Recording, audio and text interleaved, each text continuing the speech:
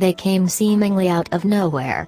Nearly 2,800 feet above sea level and hours from the nearest city of consequence, a group of approximately 4 dozen camera-wielding tourists of random nationalities spun on their heels and began to snap pictures of, well, us.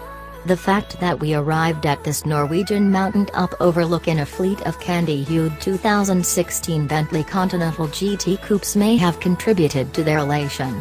Although we in the press are known for our handsome profiles and chiseled physiques, it's hard to compete with the international language of horsepower, not to mention flawless paintwork and Bentley's stately Big B logo.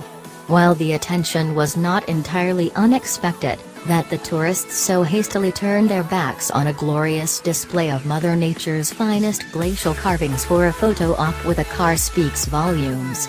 Nobody was jockeying for prime photoreal estate around the Ford Kuga parked next to us. Norwegian woods. Our day began a few hours earlier near Aalesund, a heavily forested community positioned on a rocky precipice typical of western Norway. Given the seemingly glacial pace at which changes come to the Continental GT, it was a fitting locale to debut the latest round of updates. A new front bumper with a revised lower mesh pair with a slightly smaller radiator surround and new, more pronounced fenders for what Bentley calls a more assertive stance. While we agree, it's of our opinion that the effect looks most at home when paired with the more extroverted colors, like the Monaco Yellow on the V8 S pictured here, than with colors selected from the traditional Bentley palette. That said, Bentley would like to remind you that it will gladly color match any shade known to the human eye. Chrome fender badges, as previously seen only on the GT Speed, now appear on the fenders of the V8 S and W12 as cosmetic enhancements. The rear of the car gets largely the same treatment, the reshaped bumper getting a full-length strip of brightwork, and the composite decklid has been reshaped with a slightly more pronounced profile to the trailing edge. To help keep the pecking order sorted, the V8 S and the GT Speed get a different rear diffuser treatment. Some new wheel choices arrive for 2016, including the 21-inch 5-spoke directional alloys found on the GT Speed we drove.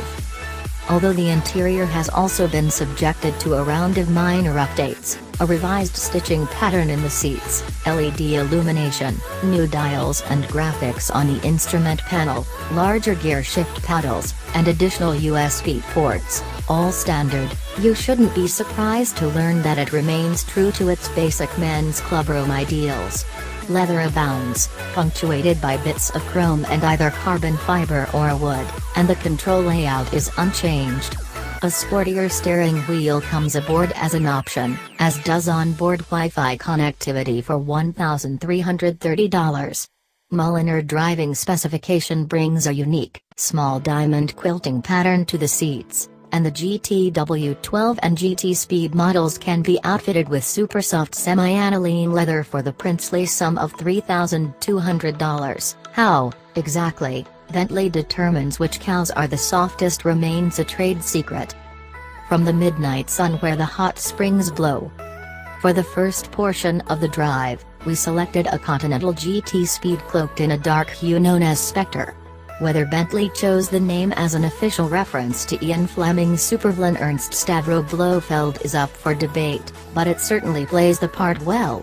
What we can confirm, however, is that the torque swell from the 626 horsepower twin-turbo 6.0-liter W12 remains as alluring as ever, all 607 pounds-to-foot of torque on duty at 2,000 revolutions per minute. Permanent all-wheel drive performs discreetly in the background, doling out torque as needed, normally split 40-60 front, rear, variable from 1585 to 6535 as conditions dictate. The resultant acceleration belies the GT Speed's 5,100 pound curb weight, with 60 miles per hour arriving in a claimed 4.0 seconds. Additional factory performance figures have 100 miles per hour passing in a claimed 9.0 seconds and a top speed of 206 miles per hour from the long, linear travel of the accelerator, we like, and the softish brake pedal, don't like so much, to the speed-sensitive electric power steering, like well enough. and damped but precise movement of the shift paddles. Sure, why not? The controls move as if they are mounted with bushings made of equal parts folding cash, beluga caviar, and human tissue extracted from berry white larynx. At the conclusion of the impromptu mountain-top photo session, we slipped into the yellow GT V8 S equipped with Bentley's extended sports specification kit, $19,180. Yes, really, our car had the carbon ceramic 8-piston front brakes, sports exhaust, and carbon fiber interior bits, making it the best choice for the rundown Norway's infamous Trollstigen mountain road, a ribbon of single-lane pavement carved out of the side of a cliff. Mistakes made here could have grave consequences.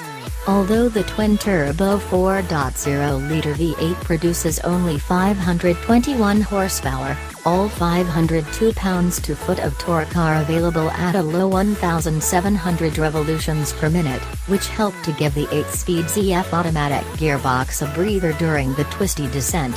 Short straight shoots were acknowledged with blasts of the throttle, followed by braking hard for corners and then downshifting. The transmission will let you skip gears downshifting, to coast against engine back pressure and elicit some joyous cacophony from the tailpipes.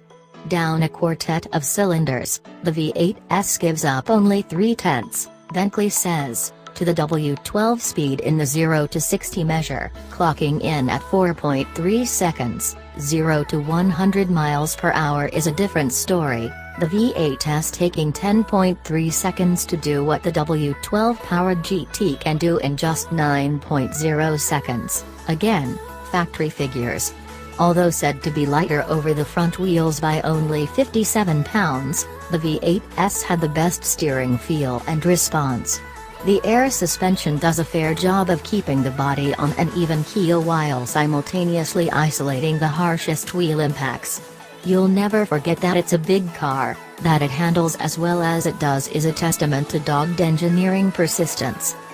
With a base price of $214,425, our Continental GT V8 S wore $44,020 in options, extended paint, $5,715, yellow stitching, $1,980, faux leather headliner, $1,200, 9 for Bentley audio, $7,595, and many, many more.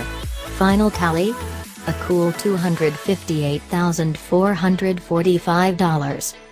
This bird has flown. The biggest news in Continental GT land can be found under the hood of the most pedestrian 12-cylinder. Seeking improvements in fuel economy and emissions, Bentley has added cylinder deactivation to the twin-turbo W12. The V8 has had it for years. The W12 in GT speed trim doesn't get cylinder deactivation. According to Bentley, the Continental GT W12 notches a 5% improvement in combined fuel economy, although the EPA combined rating of 15 miles per gallon is the exact same figure earned by the previous W12. But emissions were reportedly reduced. Best of all, adding cylinder deactivation required remapping of the ECU, and in the process Bentley harvested an additional 15 horsepower and 15 pounds-to-foot of torque, which now stand at 582 and 531, respectively. As you might expect, spending time with the GT W12 after driving the previous two cars was less than a revelatory experience. The heft, the interior tranquility, the impeccable fit and finish were all present in spades. The variable displacement system went about its business without drama or inopportune hiccups, and if our handlers hadn't informed us about it we likely would never have noticed its presence. While all of these cars handle well, the word crisp is nowhere in their vocabulary, and Bentley remains emphatic that the Continental GT is a true Grand Tourer and not a sports car. But for those who desire a large coupe with classic styling, a coddling interior, and speed to spare, the Bentley remains happy to oblige.